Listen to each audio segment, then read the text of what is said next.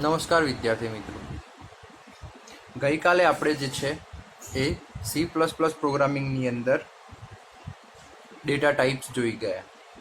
હવે આજે જે છે એ આપણે જે છે એ યુઝર ડિફાઇન્ડ ડેટા ટાઈપ્સ વિશે ભણવાનું છે. તો યુઝર ડિફાઇન્ડ ડેટા ટાઈપ જે છે એ યુઝર દ્વારા ક્રિએટ કરવામાં આવે છે, એટલે કે ક્રિએટેડ બાય યુઝર. ઓકે, એટલે કે યુઝર ડિફાઇન્ડ ડેટા ટાઈપ જે છે એ યુઝર દ્વારા ક્રિએટ કરવામાં આવે છે. એનું નામ જ કહી દે છે કે યુઝર ડિફાઇન ડેટા ટાઈપ્સ, એટલે કે એવા ડેટા ટાઈપ્સ કે જે યુઝર દ્વારા યુઝરની રિક્વાયરમેન્ટ, એટલે કે એઝ પર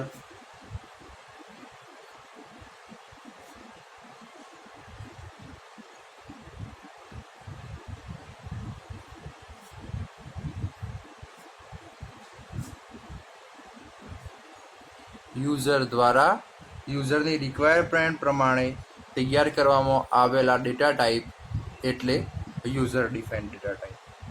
એમાં સૌથી પહેલું જે છે એ એન્યુમરેટેડ ડેટા ટાઈપ.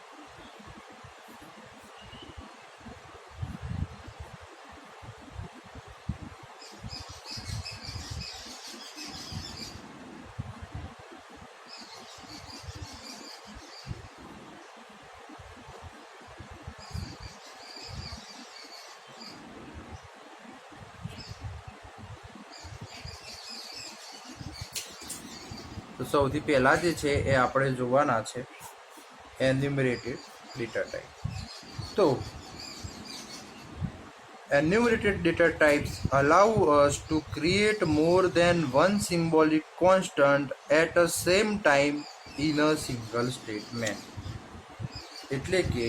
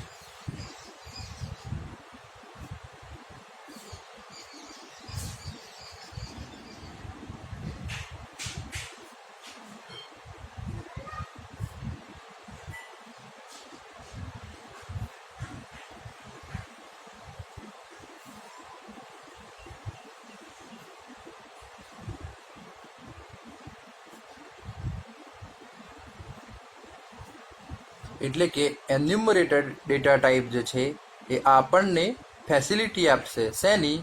તો કે create more than one symbolic constant, એટલે કે એક કરતાં વધારે સિમ્બોલિક કોન્સ્ટન્ટ ક્રિએટ કરવાનું at a same time in a single statement, એટલે કે એક જ સમયે એક જ સ્ટેટમેન્ટની અંદર. એટલે કે એન્યુમરેટેડ ડેટા ટાઈપનો ઉપયોગ કરી અને જે યુઝર છે એ એક કરતાં વધારે સિમ્બોલિક કોન્સ્ટન્ટ એક જ સમયે એક જ સિંગલ સ્ટેટમેન્ટની અંદર બનાવી શકે છે. કે using enumerated data type we can assign a number to the name. એટલે કે enumerated data type નો ઉપયોગ કરી અને આપણે નંબરને નેમને નંબર અસાઇન કરી શકીએ. એટલે કે using enumerated data type we can assign number to the name. Okay, enumerated data type is using a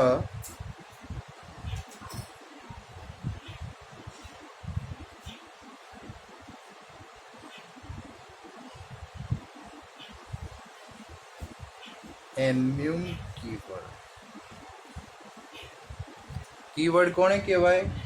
તો કે word reserved by the C language is known as a keyword.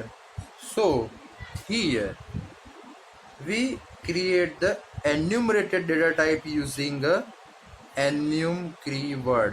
એટલે કે we can create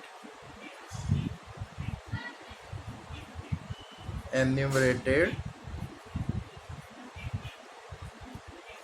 data type using keyword. keyword એટલે શું? તો કે the word reserved by C language. Okay, એટલે કે the word reserved by C language is known as a keyword, and enumerated data type are declared or created using a enum keyword. So let's see the general syntax of the enumerated data type.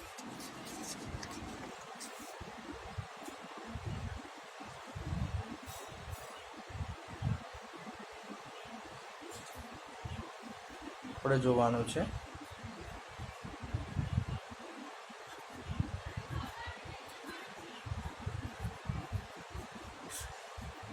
syntax. So in the syntax સૌથી પહેલા આવશે enum, પછી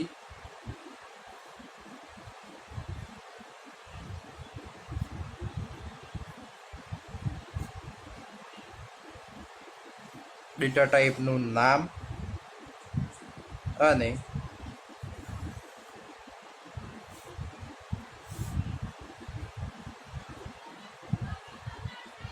name1 name2 up to name n. Okay, so ચલો આપણે જોઈએ એનું એક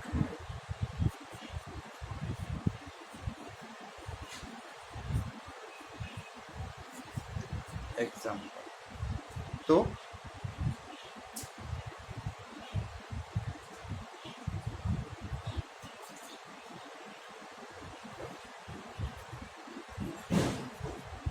enum એટલે કે enum જે છે એ આપણું શું છે?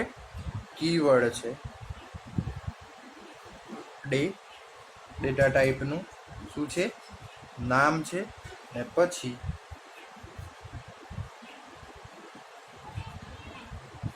Sunday,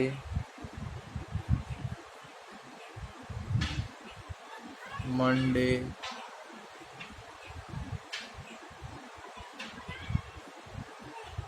Tuesday and so on.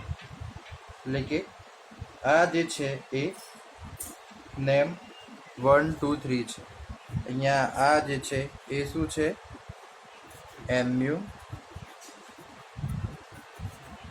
keyword. સાથે આ જે છે એ શું છે? ડેટા ટાઈપનું નામ અને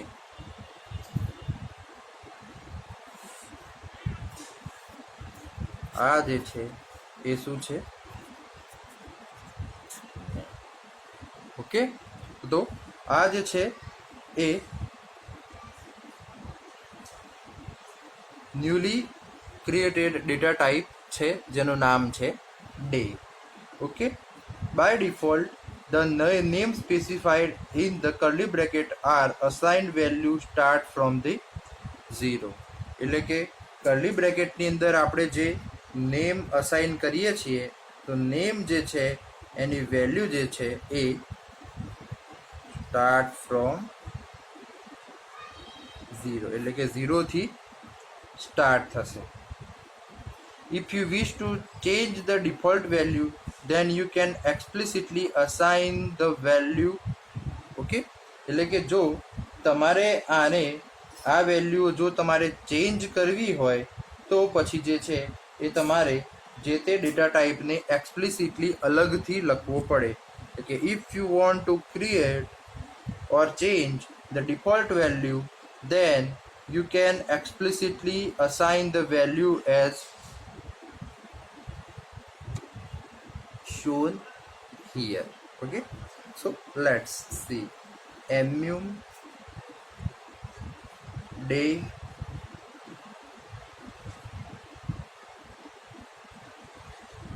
Sunday is equal to 4,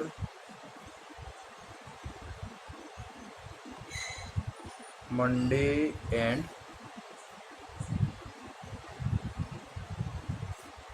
Tuesday. તો અહીંયા શું થશે, જે પહેલાં સન્ડેની વેલ્યુ જે છે એ 0થી સ્ટાર્ટ થતી હતી એ હવે ઇન્સ્ટેડ ઓફ 0ની જગ્યાએ 4થી ચાલુ થશે. એટલે કે in this example, by default the value of name is 0, but when you do not want to use the value 0, then you have to assign the value explicitly. It means when I declare Sunday is equal to 4, it means that Monday is equal to 5 and Tuesday is equal to 6. Okay, so here in this example the by default value is changed to the 4. એટલે કે by default value જે 0 હતી એની 4 થઈ ગઈ. એટલે 4 પછી જે છે એ સિરીઝ વાઇઝ જે નંબર આવતા હશે એ પ્રમાણે આગળના નામને અસાઇન કરવામાં આવશે. As you are create an enumerated data type using enum keyword, it will becomes a new type name, and using that type name you can declare another variable. તો આ જે છે એ એન્યુમરેટેડ ડેટા ટાઈપ જે આપણે create કર્યો છે, તો એન્યુમરેટેડ data ટાઈપનો ઉપયોગ કરી અને આપણે જે છે એ બીજા પણ વેરિયેબલ ક્રિએટ કરી શકીએ છીએ. ખાસ યાદ રાખજો, આપણે એન્યુમરેટેડ ડેટા ટાઈપ ક્રિએટ કર્યો છે, વેરિયેબલ ક્રિએટ કર્યો નથી. This is the data type, not the variable. Okay, so let's declare the variable that day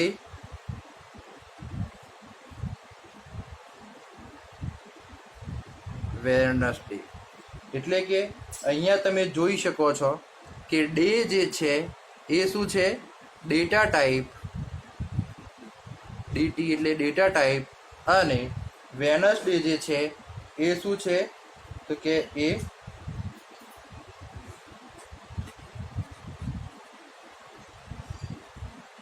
variable છે.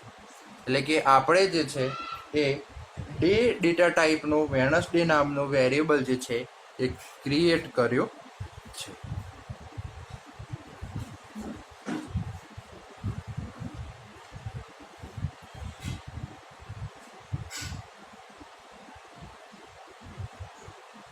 અને સાથે એક એવી પણ ફેસિલિટી અવેલેબલ છે કે આપણે ડેટા ટાઈપના નેમ વગર પણ એન્યુમરેટેડ જે છે એ ડેટા ટાઈપ ક્રિએટ કરી શકીએ છીએ. એટલે કે it is also possible to create a enumerated data type without specifying a name.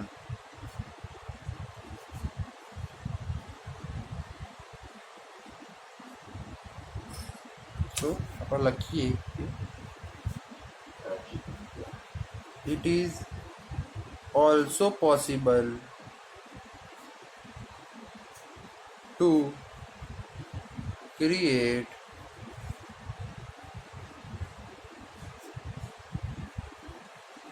enumerated data type without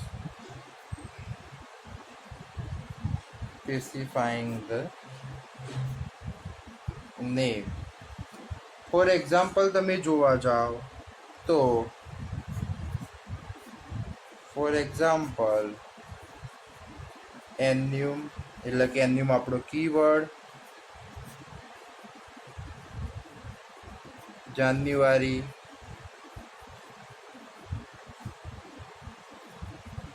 February, March. Okay, તો અહીંયા તમે જોઈ શકો છો કે એન્યુમ જે છે એ કીવર્ડ છે અને આ જે છે એ નામ છે. જેની અંદર આપણે જે છે એ બીજા નેમ જ છે, એની અંદર કોઈ જગ્યાએ આપણો એન્યુમરેટેડ ડેટા ટાઈપનું નામ છે નહીં. ઓકે, હવે આપણે જોવાનું છે સેકન્ડ નંબર, એટલે કે યુઝર ડિફાઇન્ડ ડેટા ટાઈપ. પહેલું જોયું એ આપણે જોયું એ છે એ એન્યુમરેટેડ ડેટા ટાઈપ છે. બીજું હવે જોવાનું છે એ છે સ્ટ્રક્ચર. ઓકે, તો સ્ટ્રક્ચર જે છે એ પણ એક પ્રકારનો યુઝર ડિફાઇન્ડ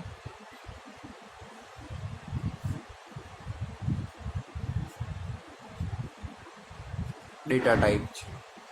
ઓકે, અને આપણે જે સ્ટ્રક્ચર અને યુનિયન ભણી ગયા એમાંથી જે સ્ટ્રક્ચર જે છે એ અહીંયા આપણે C++ની અંદર યુઝ થાય છે. એટલે કે સ્ટ્રક્ચર જે છે એ યુઝર ડિફાઇન્ડ ડેટા ટાઈપ છે, અને સાથે સાથે it is the collection of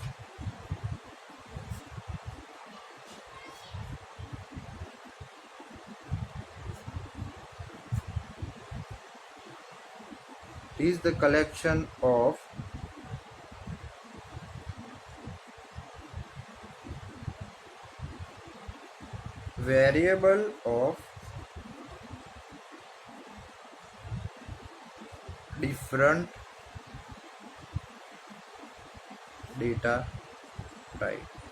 એટલે કે સ્ટ્રક્ચર જે છે એ કલેક્શન ઓફ વેરિયેબલ છે, પણ કેવા? Different data types. એટલે કે અલગ અલગ પ્રકારના ડેટા ટાઈપ જે છે એમનું કલેક્શન છે. કે સ્ટ્રક્ચર જે છે એને ક્રિએટ કરવા માટે જે છે એ આપણે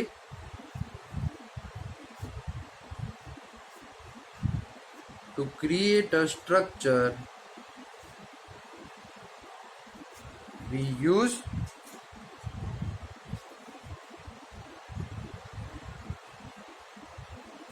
struct keyword.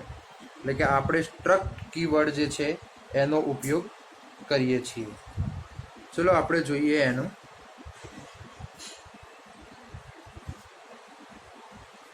General syntax. તો જનરલ સિન્ટેક્સની અંદર આપણે જોઈશું કે સ્ટ્રક્ચર કેવી રીતે ડિફાઇન થાય. તો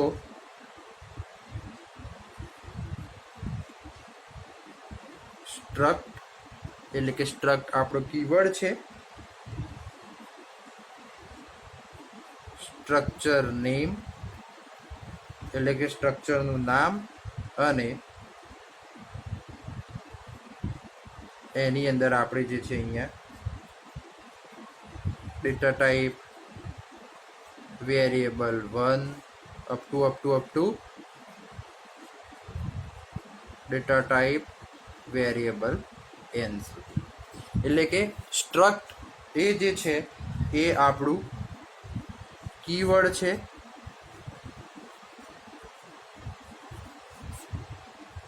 અને આ જે છે અહીંયા બાજુમાં એ જગ્યાએ આપણે સ્ટ્રક્ચરનું નામ લખવાનું છે, અને પછી જેટલા પણ વેરિયેબલ ડિક્લેર કરવાના હોય એ કર્લી બ્રેકેટની અંદર જે છે એ આપણે લખવાના રહેશે.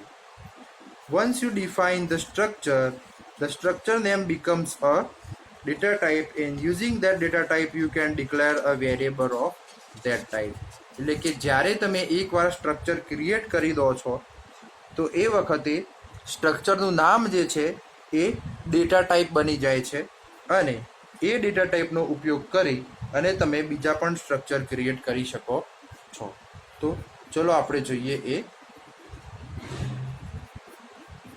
એક્ઝામ્પલ. તો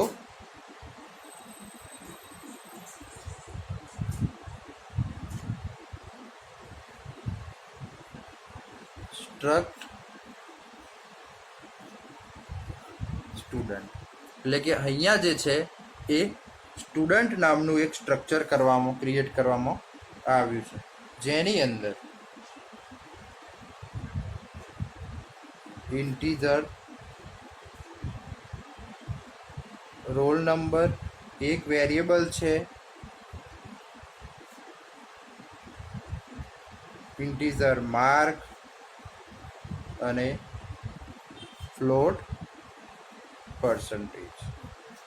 તો આ જે છે એ આપણું સ્ટ્રક્ચર ક્રિએટ થઈ ગયું. તો હવે જે છે એ આપણે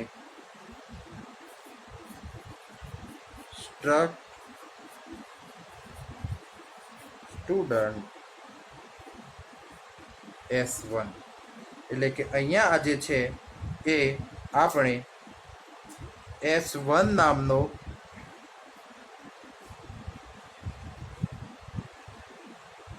વેરિયેબલ ક્રિએટ કર્યો છે કે જેનો ડેટા ટાઈપ જે છે એ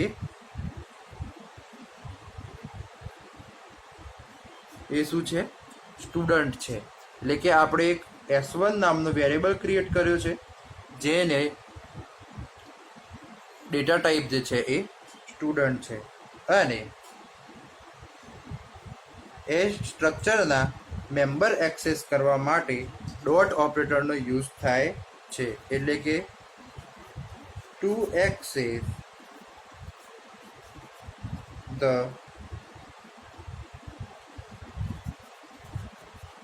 member of structure